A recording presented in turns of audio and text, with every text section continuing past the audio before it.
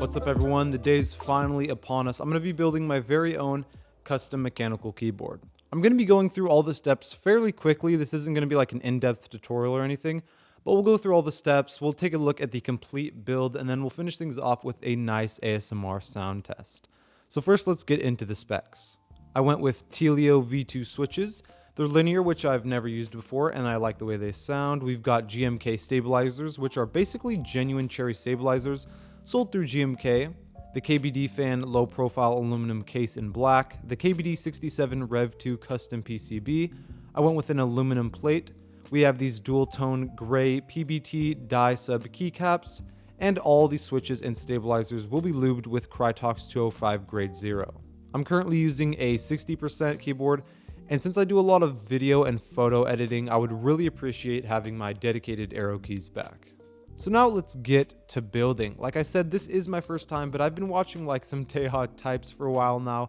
I've seen some tutorials. I've been in r/MK for quite a while, so I think I got this.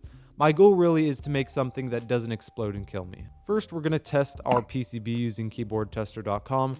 Nothing would suck more than finishing your build and realizing that you were shipped a dead board. Now that we know it's functioning as expected, we can move on to lubing all the stabilizers. I'm going to do my best to hopefully put the correct amount on.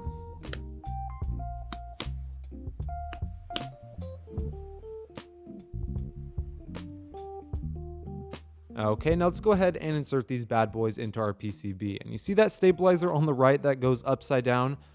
I didn't know it was supposed to go like that, so I spent quite a while trying to figure out what was wrong, and well, nothing was wrong.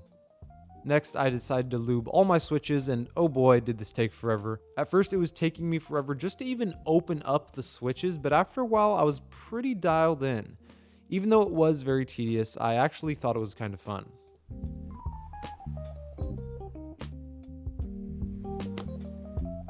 So now that all those are finally completed, I can redo the screws for each of the stabilizers because apparently I forgot to put the washers on. After that, we can go ahead and pop our plate on top of our PCB and start inserting most of our switches. I wanted to make sure I got the spacing right on some things, so I put on some keycaps and then adjusted the switch placing slightly.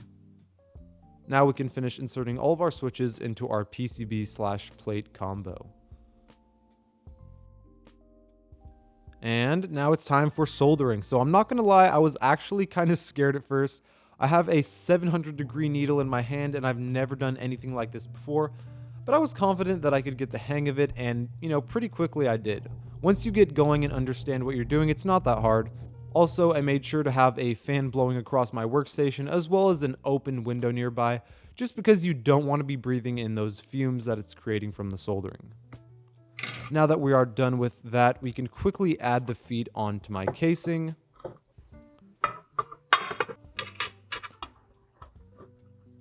And then we can go ahead and install everything into our case by removing some screws and then putting them back in once everything is in place. And while everything beyond this isn't too complicated, I actually did have a few minor setbacks. First, one of my case screws fell under the plate and got trapped there, so I had to, redo every single screw all over again.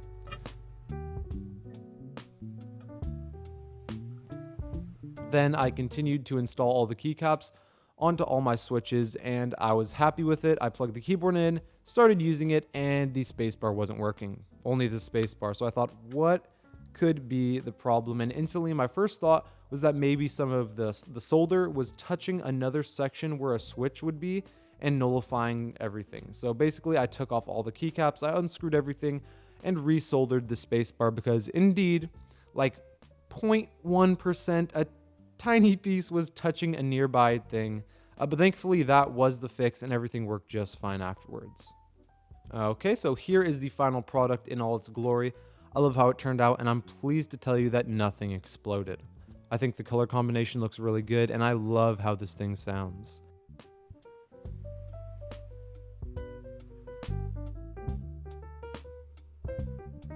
Now let's get to the sound test.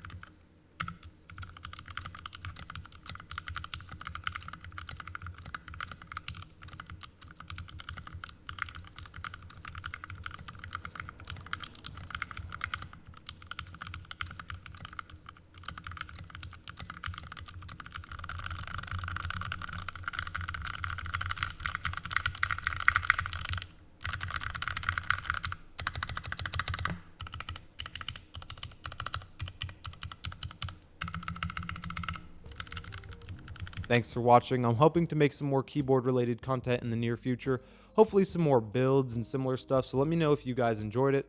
As well, don't forget to subscribe for more upcoming videos, and as always, I'll see you guys in the next one.